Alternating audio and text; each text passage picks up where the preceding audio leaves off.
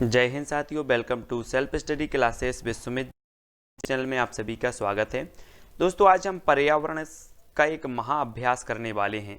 पर्यावरण से संबंधित ऐसे अनेकों प्रश्न पढ़ने वाले हैं, लगभग 200 प्रश्न यहाँ पर आज हम पढ़ेंगे और ये मोस्ट बहुविकल्पीय प्रकार के प्रश्न होंगे जो कि आपकी परीक्षा के लिए, चाहे CTET हो या फिर आपकी MP टेट हो, UPSC हो, जिस भी एग्जाम की आप तैयारी कर रहे हैं उसके लिए मोस्ट इम्पोर्टेंट होने वाला है।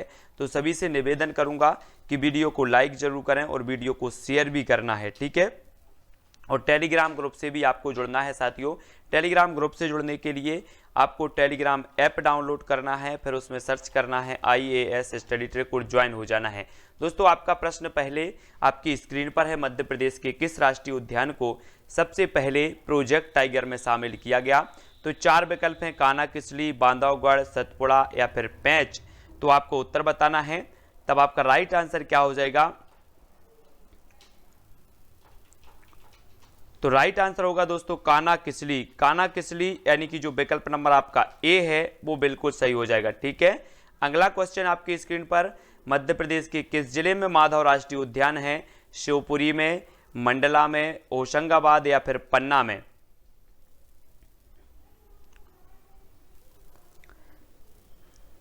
तब आपका राइट आंसर हो जाएगा शिवपुरी। शिवपुरी यानी कि विकल्प नंबर जो ए है वो आपका सही हो जाएगा। माधव राष्ट्रीय उद्यान है शिवपुरी में, ठीक है। अगला क्वेश्चन है, खाद्य श्रृंखला का अभिप्राय है इनमें से किसके द्वारा ऊर्जा अंतरण होता है? ऊर्जा अंतरण होता है तो भूगर्भ से धरातल की ओर, निम्न अक्षांश से उच्च अक्षांश की ओर, एक जीवों से दूसरे जीवों को, इनमें से कोई नहीं। तो उत्तर आपको ABCD कमेंट में लिखते जाना है अगर आपसे बनता है तो। तब आपका राइट आंसर हो जाएगा दोस्तों क्या? एक जीवों से दूसरे जीवों को, यानी कि जो विकल्प नंबर आपका सा है वो राइट आंसर हो जाएगा। नेक्स्ट प्रश्न आपकी स्क्रीन पर, पर्यावरण का अजैव अवयव है तो वनस्पति, जानवर, वायु या इनमें से कोई नहीं।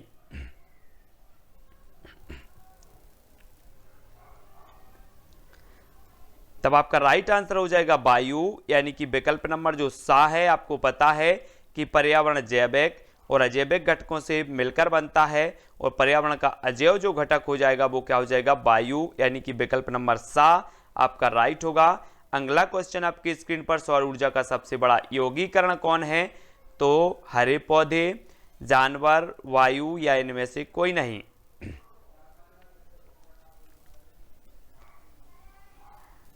तब आपका राइट आंसर हो जाएगा हरे पौधे, यानी कि जो विकल्प नंबर ए है आ नंबर का वो यहां पर बिल्कुल सही हो जाएगा, ठीक है। अगला क्वेश्चन है, भारत में वन अनुसंधान संस्थान कहां पर स्थित है?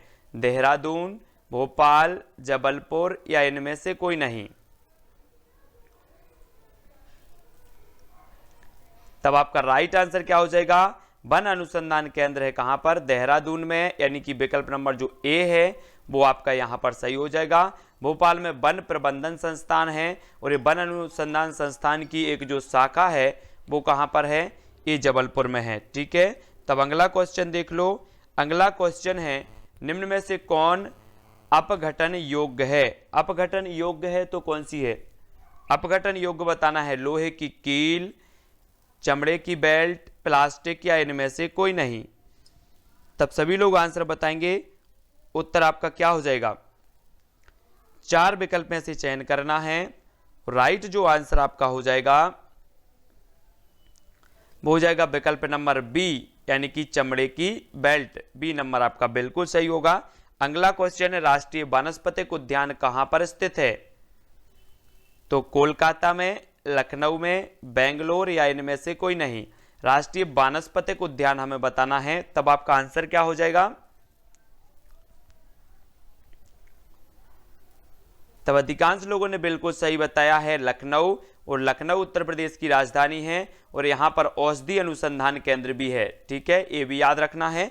अगला क्वेश्चन है, मृदा अपरदन रोका जा सकता है तो कैसे? 4 विकल्प के माध्यम से बताएंगे। वन रोपण द्वारा, अति चराई द्वारा, दोनों द्वारा या इनमें से कोई नहीं। तो मृदा अपरदन रोका जा सकता है तो कैसे? तब आपका राइट आंसर क्या हो जाएगा? वन रोपण यानी कि विकल्प नंबर जो ए है वो यहाँ पर आपका सही होगा। अगला क्वेश्चन है, चिपको आंदोलन मूल रूप से किसके विरुद्ध था? जल प्रदूषण के, ध्वनि प्रदूषण के, दोनों या वन कटाई के? तो चिपको आंदोलन आपको बताना है, उत्तराखंड से संबंधित ये आंदोलन है, पर्यावरण से संबंधित, और आपका राइट आंसर होगा वन कटाई, यानी कि जो विकल्प नंबर आपका डी है वो आपका बिल्कुल यहां पर सही होगा। अगला क्वेश्चन है, पारिस्थितिक तंत्र में तत्वों के चक्रण को क्या कहते हैं? तो पारिस्थितिक तंत्र में तत्वों के चक्रण को क्या कहा जाता है? रासायनिक चक्र, जैव भू रासायनिक चक्र, भूवैज्ञानिक चक्र या भू रासायनिक चक्र? तब आपका राइट आंसर होगा जैव भू रासायनिक चक्र, यानी कि जो विकल्प नंबर आपका बा है वो यहां पर बिल्कुल सही हो जाएगा। ठीक है, अगला क्वेश्चन है, दो भिन्न समुदायों के बीच का संक्रांति क्षेत्र कहलाता है तो क्या कहलाता है? इकोटाइप, इकेड, इकोस्फीयर या फिर इकोटोन? तो दो भिन्न समुदायों के बीच का संक्रांति क्षेत्र हमें बताना है, और आपका राइट जो आंसर होगा वो हो जाएगा इकोटोन। इकोटोन यानी कि जो विकल्प नंबर आपका डी है वो बिल्कुल यहां पर सही होगा। अगला क्वेश्चन है, स्वपोषी जीव के अंतर्गत आते हैं तो कौन आते हैं? मानव, हरे पौधे, शेर या फिर खरगोश? तो स्वपोषी जीव के अंतर्गत आते हैं तो कौन आते हैं? प्रश्न क्रमांक 12 का आंसर, और आपका राइट आंसर हो जाएगा हरे पौधे, यानी कि जो आपका विकल्प नंबर बी है वो यहां पर सही होगा। ये स्वपोषी के अंतर्गत आते हैं, यानी कि जो अपना पोषण स्वयं करते हैं, वो बा नंबर आपका सही है। टिड्डा पौधे के किस भाग को खाता है? फल को, फूल को, पत्ती को या फिर तना को? तो जल्दी से उत्तर बताएंगे सभी लोग। तब आपका राइट आंसर हो जाएगा पत्ती। पत्ती यानी कि जो विकल्प नंबर आपका सा है वो यहां पर बिल्कुल सही हो जाएगा। अगला क्वेश्चन है आपकी, जल्दी से बताएं, जलीय परितंत्र का अजैविक घटक है तो अजैविक घटक कौन सा है? हाइड्रिया, कमल, पिस्टिया या फिर प्रकाश ऊर्जा?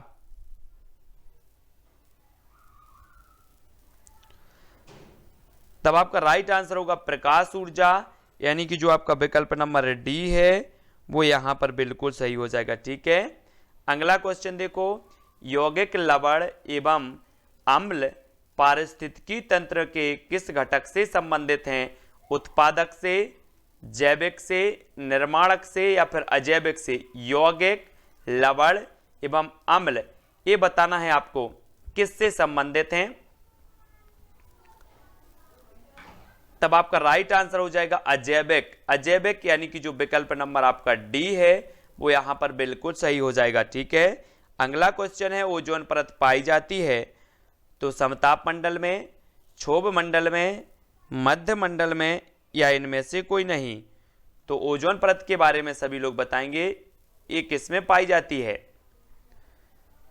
तब आपका बिल्कुल राइट आंसर हो जाएगा समताप मंडल, यानी कि जो विकल्प नंबर आपका आ है वो आ नंबर सही हो जाएगा। अगला क्वेश्चन है, गंगा यमुना का संगम होता है इलाहाबाद में, कोलकाता में, रामेश्वरम या फिर इनमें से कोई नहीं? तो कहां पर होता है? राइट आंसर हो जाएगा साथियों इलाहाबाद। इलाहाबाद यानी कि जो विकल्प नंबर ए है वो यहां पर सही हो जाएगा। अगला क्वेश्चन, यह मत किसने प्रस्तुत किया कि सारे असंतोष का स्रोत परिवार है? मार्क्स ने, मर्टन ने, कूले या इनमें से कोई नहीं? तो प्रश्न क्रमांक आपका 17 और 17 का राइट आंसर जो हो जाएगा वो हो जाएगा मार्क्स, यानी कि जो विकल्प नंबर ए है वो यहां पर सही हो जाएगा। अगला क्वेश्चन, केरल में नायरों के संयुक्त परिवार को क्या कहते हैं?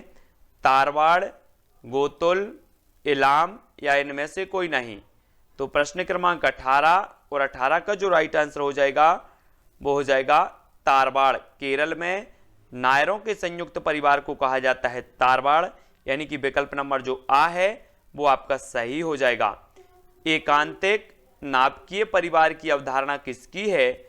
टी पार्सन्स की, कोलिन बेल की, आईपी देसाई या इनमें से कोई नहीं? तो आपको बताना एकांतिक नाभिकीय परिवार की जो अवधारणा है वो किसकी है। तब आपका राइट आंसर होगा साथियों टी पार्सन्स, यानी कि जो विकल्प नंबर आ है वो आपका बिल्कुल सही है। अगला क्वेश्चन है, खेल को सामाजिक आदान प्रदान के एक रूप की तरह किसने देखा। तो किसने देखा है, टी पार्सन्स ने, पार्टेल, देसाई या इनमें से कोई नहीं। सामाजिक आदान प्रदान के रूप में की तरह किसने देखा, तो आपका राइट आंसर होगा पार्टेल। पार्टेल यानी कि जो आपका विकल्प नंबर बी है वो यहां पर बिल्कुल सही हो जाएगा। अगला क्वेश्चन है, पालतू पशु नहीं है तो कौन सा नहीं है, बकरी, गाय, भैंस या इनमें से कोई नहीं। तो सभी लोग आंसर बताएंगे। पालतू पशु नहीं है तो कौन सा नहीं है, तब आपका बिल्कुल सही होगा इनमें से कोई नहीं, यानी कि विकल्प नंबर जो आपका डी है वो बिल्कुल यहां पर सही हो जाएगा।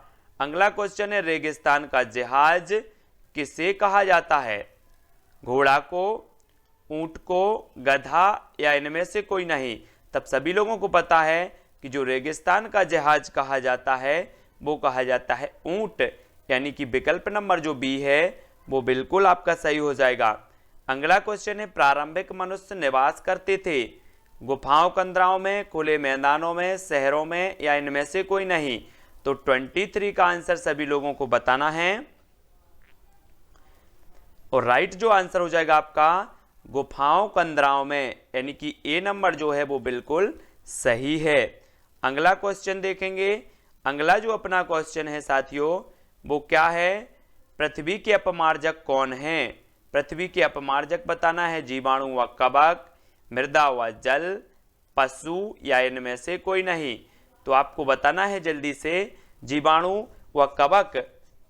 आपका राइट जो आंसर हो जाएगा वो क्या हो जाएगा, जीवाणु व कवक, यानी कि विकल्प नंबर जो ए है ये अपमार्जक कहलाते हैं पृथ्वी के। ठीक है।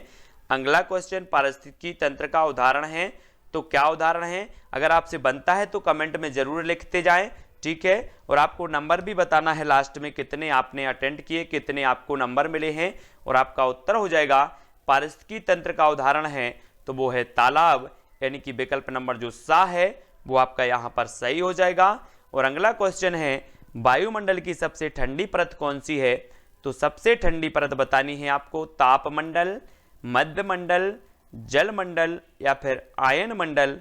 तो आपको ठंडी परत बतानी है तो आपका राइट आंसर होगा मध्यमंडल, यानी कि जो विकल्प नंबर आपका वी है वो यहां पर सही हो जाएगा।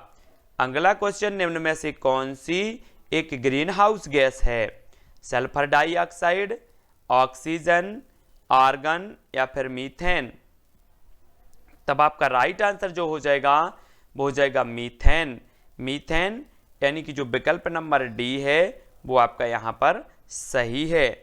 अगला क्वेश्चन है, जीव भार का पिरामिड किस पारिस्थितिक तंत्र से में उलट जाता है। तो प्रश्न क्रमांक अपना 5 और आपको राइट आंसर बताना है। तब आपका बिल्कुल सही आंसर होगा तालाब। तालाब यानी कि जो विकल्प नंबर बी है जिसमें जीव भार का पिरामिड जो है उलट जाता है, तो बी नंबर आपका सही होगा। मध्य प्रदेश में विद्या वन योजना का शुभारंभ कब किया गया, 2006-7, 2007-8, 2008-9 या इनमें से कोई नहीं। तो जल्दी से उत्तर बताएं। तब आपका राइट आंसर हो जाएगा दोस्तों 2007-8। 2007-8 यानी कि जो विकल्प नंबर आपका बी है वो बिल्कुल यहां पर सही होगा। अगला क्वेश्चन है, मध्य प्रदेश इको पर्यटन विकास बोर्ड की स्थापना कब की गई, 2006 में, 2005, 2008 या इनमें से कोई नहीं। तब आपका राइट आंसर होगा 2005, यानी कि जो विकल्प नंबर आपका वी है वो यहां पर सही हो जाएगा।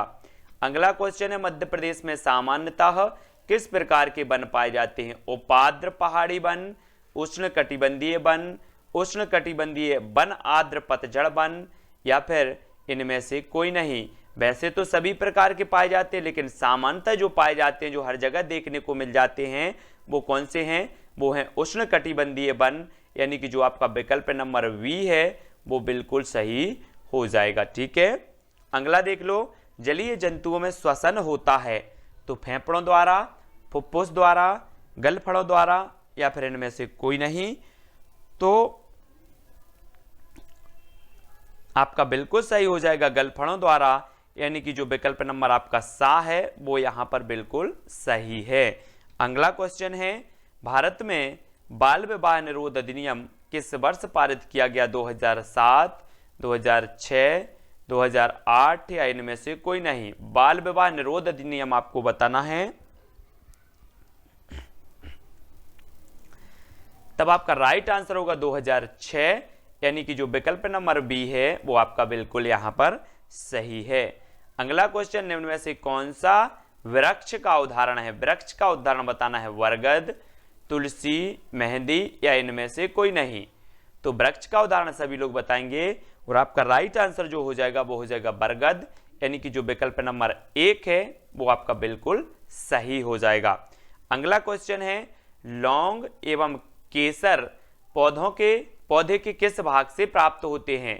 जड़ से, तना से, फूल से या फिर तना से? तो जल्दी से बताएं, लौंग एवं केसर पौधे के किस भाग से प्राप्त होते हैं?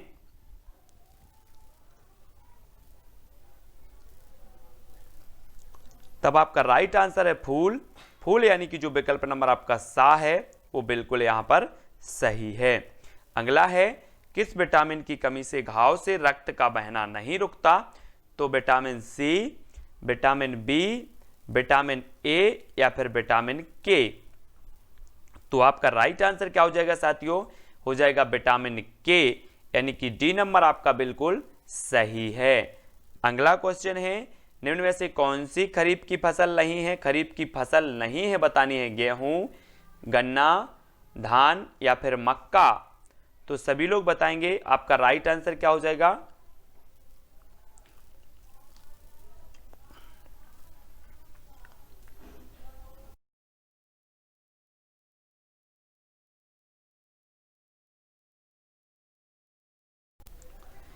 तब बिल्कुल सही आंसर होगा गेहूं।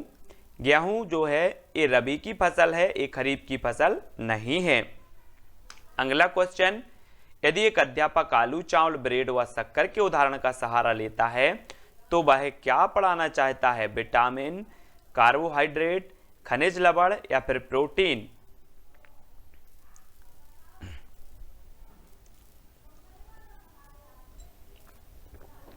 तब आपका राइट आंसर क्या हो जाएगा? कार्बोहाइड्रेट, विकल्प नंबर वी। अगला है, बंदर, शेर, चूहे के घर क्रमशः हैं घोंसला, पेड़, गुफा, गुफा बिल एवं पेड़, पेड़ गुफा व बिल, बिल पेड़ एवं गुफा? तो प्रश्न क्रमांक है अपना 15 और उत्तर आपको बताना है। तब आपका बिल्कुल सही आंसर हो जाएगा पेड़, गुफा और बिल, है ना। बंदर पेड़ पर रहता है, शेर गुफा में रहता है, चूहा बिल में रहता है, सभी को पता है। अगला प्लेग है, तो प्लेग क्या है? जीवाणु जनित बीमारी है, कवक जनित बीमारी है, खनिज जनित बीमारी है, इनमें से कोई नहीं। तो प्लेग क्या है? तब आपका राइट आंसर जो हो जाएगा वो हो जाएगा जीवाणु जनित बीमारी है, यानी कि जो विकल्प नंबर जो आ है वो आपका बिल्कुल सही हो जाएगा। अगला क्वेश्चन है, पौधों में प्रकाश संश्लेषण क्रिया किस रंग में सबसे अधिक होती है? तो किस रंग में सबसे अधिक होती है? लाल, पीला, हरा या फिर इनमें से कोई नहीं? तो पौधों में प्रकाश संश्लेषण की जो क्रिया जो होती है वो सबसे अधिक होती है लाल रंग में। प्रकाश संश्लेषण की क्रिया सबसे अधिक जो होती है वो लाल रंग में होती है, ऐसा प्रश्न है। प्रकाश संश्लेषण की क्रिया सबसे अधिक जो होती है वो लाल रंग, यानी कि ए नंबर आपका सही हो जाएगा। ठीक है, अगला क्वेश्चन है, डेंगू रोग का वाहक है तो क्या है? एडीज मच्छर, क्यूलेक्स मच्छर, घरेलू मक्खी या फिर एनाफिलीज मच्छर? तब राइट आंसर क्या हो जाएगा आपका? डेंगू रोग का वाहक है तो क्या है? तो बिल्कुल सही आंसर हो जाएगा एडीज मच्छर, यानी कि जो आपका विकल्प नंबर ए है वो बिल्कुल सही हो जाएगा ए नंबर का, एडीज मच्छर। ठीक है, अगला है गाजर है एक कलिका, जड़, तना या फिर फल। तो गाजर क्या है हमें बतानी है, तो आपका राइट आंसर क्या होगा, बिल्कुल सही आंसर जड़। जड़ यानी कि जो आपका विकल्प नंबर बी है वो यहां पर सही हो जाएगा। अगला क्वेश्चन है कि हल्दी के पौधे का खाने योग्य जो हिस्सा है वो कौन सा होता है, घनकंद, प्रकंद, जड़ या फिर कंद। तो हल्दी के खाने योग्य जो हिस्सा होता है वो होता है कौन सा, वो होता है प्रकंद। प्रकंद यानी कि जो विकल्प नंबर आपका बी है वो यहां पर सही हो जाएगा। अगला क्वेश्चन है जड़ें विकसित होती हैं तने से, परांकुर से, पत्ती से या फिर मूलांकुर से। तो जल्दी से उत्तर बताएंगे सभी लोग। जो जड़ें होती हैं वो कैसे विकसित होती हैं, तब आपका बिल्कुल सही आंसर क्या हो जाएगा, मूलांकुर, यानी कि विकल्प नंबर जो आपका डी है वो बिल्कुल यहां पर सही होगा। फाइकोलॉजी में किसका अध्ययन किया जाता है, पारिस्थितिकी, शैवाल, जीवाश्मों का या फिर कवक का। तो चार विकल्प में से सभी लोग चयन करेंगे और आपका राइट आंसर हो जाएगा शैवाल। शैवाल यानी कि जो विकल्प नंबर आपका बी है वो यहां पर सही हो जाएगा। फाइकोलॉजी में शैवालों का अध्ययन होता है। और अगला क्वेश्चन है पर्यावरण संरक्षण अधिनियम 1986 लागू हुआ तो कब हुआ, लागू हुआ बतानी हमें, 30 मई, 23 मई, 24 मई या फिर 23 मार्च। तब आपका बिल्कुल सही है 23 मई, यानी कि जो विकल्प नंबर आपका बी है वो बिल्कुल यहां पर सही होगा। अगला क्वेश्चन पर्यावरण वह बाहरी शक्ति है जो हमें प्रभावित करती है, यह कथन है जे.एस. रॉस का या फिर ग्रीन का, प्लेटो का या इनमें से कोई नहीं। तो ये कथन किसका है हमें बताना है। तब आपका राइट आंसर होगा जे.एस. रॉस, यानी कि जो विकल्प नंबर ए है वो यहां पर सही हो जाएगा। अगला क्वेश्चन है छोटी कक्षाओं में पर्यावरण अध्ययन विषय में रुचि उत्पन्न करने के लिए पढ़ाने का तरीका होना चाहिए। तो मनोरंजक एवं खेल संबंधी, आगमन, रटने का या इनमें से कोई नहीं। तो आपका राइट आंसर क्या हो जाएगा, उत्तर हो जाएगा साथियों मनोरंजक एवं खेल संबंधी, यानी कि ए नंबर आपका बिल्कुल यहां पर सही हो जाएगा। अगला क्वेश्चन है पर्यावरण अध्ययन के अधिगम का सिद्धांत कौन सा है, आवश्यकता का सिद्धांत, उपयोगिता का सिद्धांत, जीवन से संबंधित होने का सिद्धांत या उपरोक्त सभी। तो आपका जो बिल्कुल सही आंसर होगा वो होगा उपरोक्त सभी, यानी कि डी नंबर आपका सही हो जाएगा यहां पर। ठीक है, अगला क्वेश्चन है पर्यावरण शिक्षा में समस्या समाधान विधि का गुण है तो कौन सा है, लक्ष्य केंद्रित विधि, सृजनात्मक विधि, चयनात्मक विधि या उपरोक्त सभी। तो 27 का आंसर हमें बताना है, उत्तर क्या होगा, पर्यावरण शिक्षा में समस्या समाधान विधि का गुण है तो आपका उत्तर होगा उपरोक्त सभी, यानी कि लक्ष्य केंद्रित, सृजनात्मक और चयनात्मक। डी नंबर आपका बिल्कुल सही होगा। पर्यावरण शिक्षा का उद्देश्य है पर्यावरण की सुरक्षा तथा संरक्षण, पर्यावरण के संसाधनों का अधिकतम उपयोग, पर्यावरण के संसाधनों का न्यूनतम उपयोग या इनमें से कोई नहीं। तब आपका बिल्कुल सही आंसर हो जाएगा पर्यावरण की सुरक्षा तथा संरक्षण, ये पर्यावरण शिक्षा का मुख्य उद्देश्य है, ए नंबर। ठीक है, अगला क्वेश्चन है छात्रों में रटने की प्रवृत्ति रोकने हेतु कैसे प्रश्न पूछने चाहिए, वस्तुनिष्ठ, लघु उत्तरीय, दीर्घ उत्तरीय या इनमें से कोई नहीं। छात्रों में रटने की प्रवृत्ति रोकने हेतु कैसे प्रश्न पूछने चाहिए हमें बतानी है। प्रश्न क्रमांक 29 का आंसर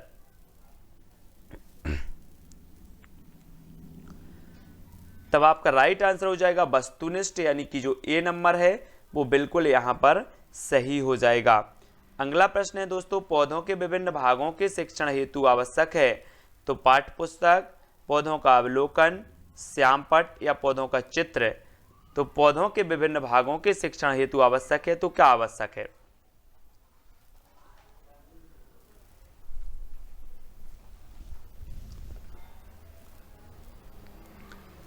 तब आपका राइट आंसर हो जाएगा पौधों का अवलोकन, यानी कि बी नंबर आपका सही हो जाएगा यहां पर। ठीक है, अगला क्वेश्चन देखेंगे दोस्तों। अगला जो अपना प्रश्न है निम्न में से किस मृदा का निर्माण लावा द्वारा होता है? लाल मिट्टी, काली मिट्टी, जड़ोल मिट्टी या इनमें से कोई नहीं। तो निम्न में से किस मृदा का निर्माण होता है लावा द्वारा? तो जल्दी से उत्तर लिखना है आपको, और आपका बिल्कुल सही हो जाएगा काली मिट्टी, यानी कि जो आपका विकल्प नंबर वी है वो यहां पर बिल्कुल सही हो जाएगा। अगला क्वेश्चन है आपकी स्क्रीन पर, एक पारितंत्र में मानव व सभी जंतु होते हैं, क्या होते हैं? उत्पादक होते हैं, है ना, उत्पादक होते हैं, उपभोक्ता, अपघटक या इनमें से कोई नहीं। क्या होते हैं? एक परितंत्र में मानव व सभी जो जंतु हैं वो क्या होते हैं? तब आपका उत्तर हो जाएगा उपभोक्ता। उपभोक्ता मानव और सभी जंतु होते हैं उपभोक्ता, ठीक है, बी नंबर आपका सही होगा। उपभोक्ता के अंतर्गत नहीं आते तो शाकाहारी, परजीवी, मृतोपजीवी या इनमें से कोई नहीं। तो उपभोक्ता के अंतर्गत जो नहीं आते उनका आंसर बताना है प्रश्न क्रमांक 3 का, और राइट जो आंसर होगा वो होगा मृतोपजीवी, यानी कि जो आपका विकल्प नंबर सा है वो आपका सही हो जाएगा, 4 नंबर का, ठीक है। अगला देख लो, बृहद जलाशयों में अधिकतम तापमान होता है ऊपरी स्तर में, तल स्तर में, मध्य स्तर में या इनमें से सभी। तो बृहद जलाशयों में अधिकतम जो तापमान होता है साथियों वो होता है ऊपरी स्तर, यानी कि जो विकल्प नंबर आ है वो यहाँ पर बिल्कुल सही होगा, ठीक है।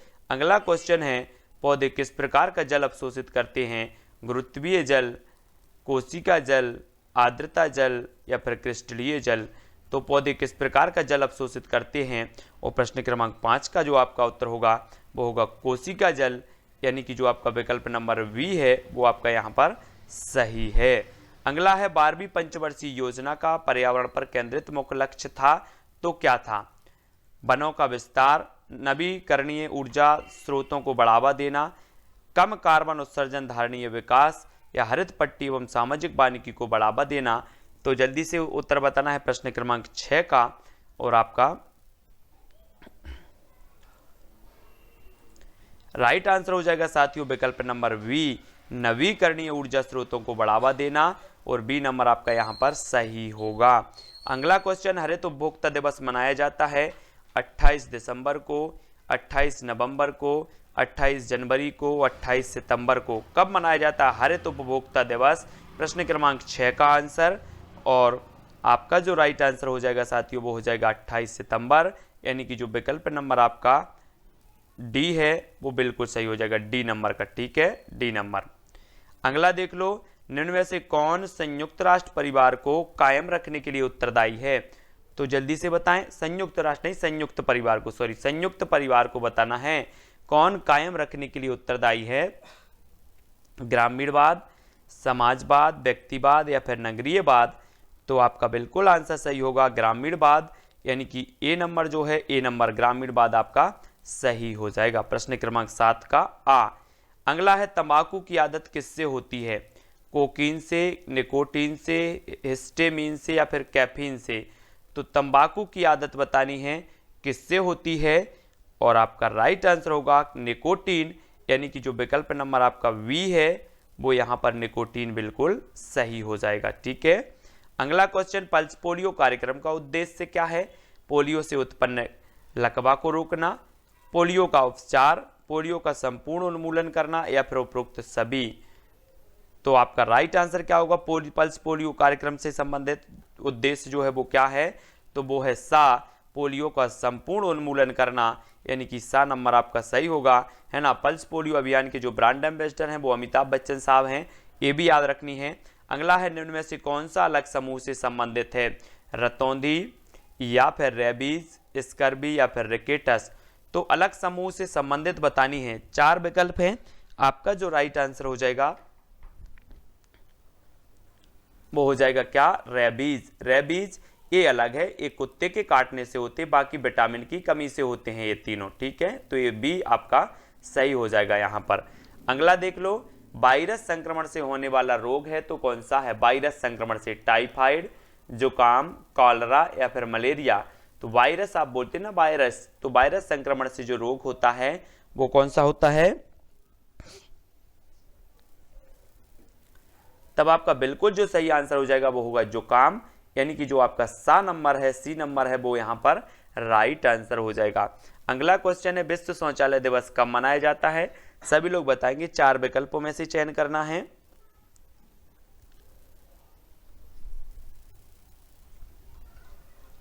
तब आपका राइट आंसर हो गया साथियों 19 नवंबर। 19 नवंबर यानी कि जो आपका विकल्प नंबर वी है वो यहां पर सही होगा।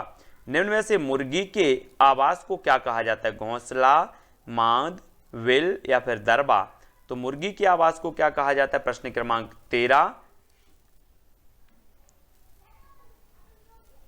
राइट आंसर हो जाएगा दरबा, यानी कि जो विकल्प नंबर आपका डी है वो बिल्कुल यहां पर सही है। अगला क्वेश्चन है, निम्न में से कौन सा पेड़ पर रहने वाला जीव है? पेड़ पर रहने वाला बताना है। पांडा, लंगूर, खरगोश या फिर बंदर। तो प्रश्न क्रमांक 14 का आंसर बताना है। तब आपका राइट जो आंसर हो जाता है वो क्या हो जाता है? बंदर। यहां पर नहीं है पूछा था, नहीं है पूछा था, तो खरगोश आपका सही होगा। पांडा, लंगूर, बंदर ये सभी पेड़ पर रहने वाले, ठीक है। तो सा नंबर यहां पर आपका बिल्कुल सही होगा। अगला है, मांद किसका आवास है? सुअर का, शेर का, खरगोश या फिर घोड़ा का।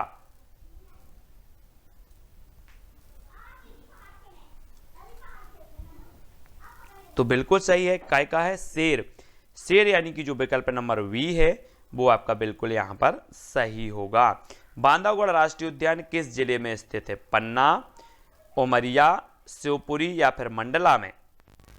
तो सभी लोग आंसर बताएंगे। सफेद शेरों के लिए जाना जाता है बांधवगढ़ पहाड़ी, है ना। बांधवगढ़ जो राष्ट्रीय उद्यान है 32 पहाड़ियों से घिरा हुआ है और ये है कहां पर? उमरिया, यानी कि बी नंबर आपका सही है। अगला देख लो, वीरांगना दुर्गावती अभ्यारण्य किस जिले में स्थित है? पन्ना में, दमोह, शिवपुरी या फिर मंडला।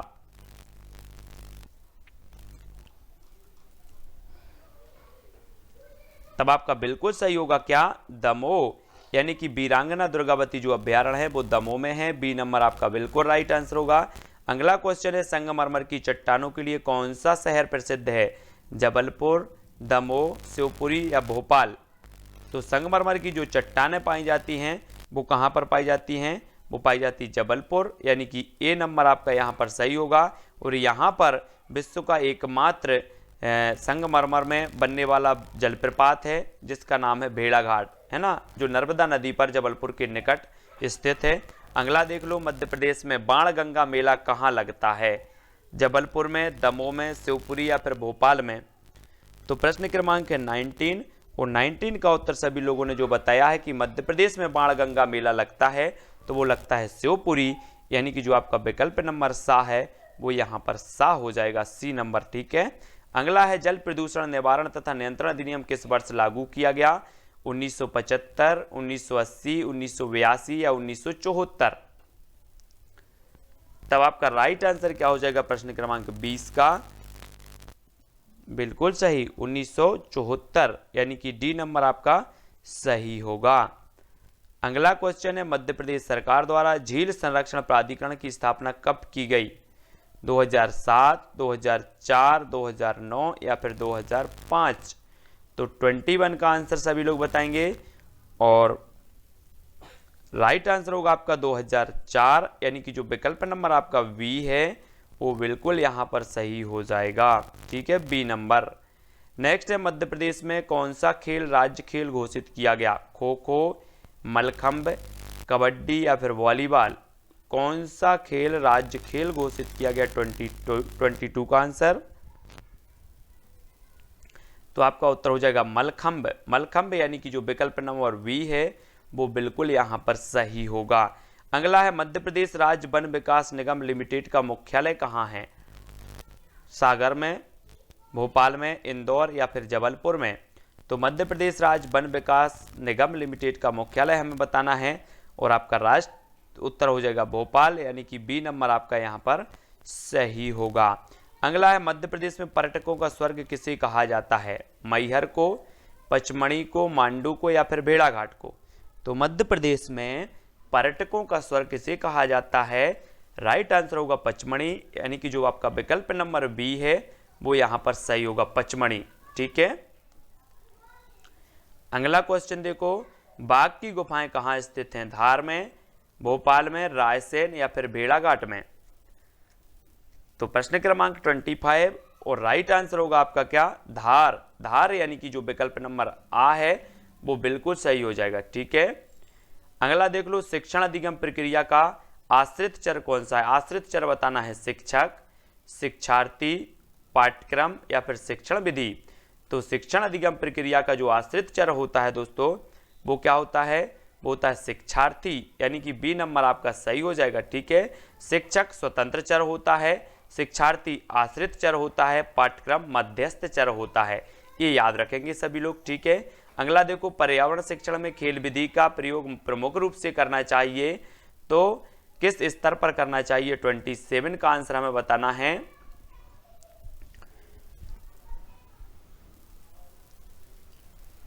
तब राइट आंसर हो जाएगा प्राथमिक स्तर, यानी कि जो विकल्प नंबर आ है वो यहां पर आ नंबर बिल्कुल सही हो जाएगा। ठीक है, अगला क्वेश्चन है, पर्यावरण अध्ययन में भ्रमण विधि का प्रमुख उद्देश्य होता है। तो भ्रमण विधि का प्रमुख उद्देश्य क्या होता है? प्रकृति से संपर्क, प्रकृति का ज्ञान, प्रकृति का वर्णन या इनमें से कोई नहीं। तो भ्रमण विधि का प्रमुख जो उद्देश्य होता है साथियों वो होता है प्रकृति से संपर्क, यानी कि जो ए नंबर है वो बिल्कुल यहाँ पर सही हो जाएगा। अगला क्वेश्चन है, योजना विधि का प्रथम सोपान है तो क्या है? 29 का उत्तर बताना है, प्रथम सोपान बताना है। तब आपका राइट जो आंसर हो जाएगा बिल्कुल सही है, योजना का चुनाव करना, यानी कि ए नंबर आपका यहाँ पर बिल्कुल आंसर सही होगा। अगला क्वेश्चन है, उत्पादक जीवधारी से आश्रय है तो क्या है? उत्पादक जीवधारी से वन्य जीवों से, पौधों से, वनस्पतियों से या जो अपना भोजन स्वयं तैयार करते हैं उनसे। तो उत्पादक जीवधारी से आश्रय दोस्तों जो अपना भोजन स्वयं तैयार करते हैं उनसे, यानी कि जो डी नंबर है वो आपका यहाँ पर सही हो जाएगा। तो आज के वीडियो के लिए साथियों बस इतना ही। यहाँ पर महत्वपूर्ण प्रश्नों पर हमने चर्चा की। वीडियो कैसा लगा कमेंट में बताएं। आपने कितने क्वेश्चन अटेम्प्ट किए और कितने नंबर आपको प्राप्त हुए हैं ये जरूर बताएंगे। वीडियो को लाइक और शेयर अवश्य करना है। ठीक है, तो आज के वीडियो के लिए बस इतना ही। सभी को जय हिंद।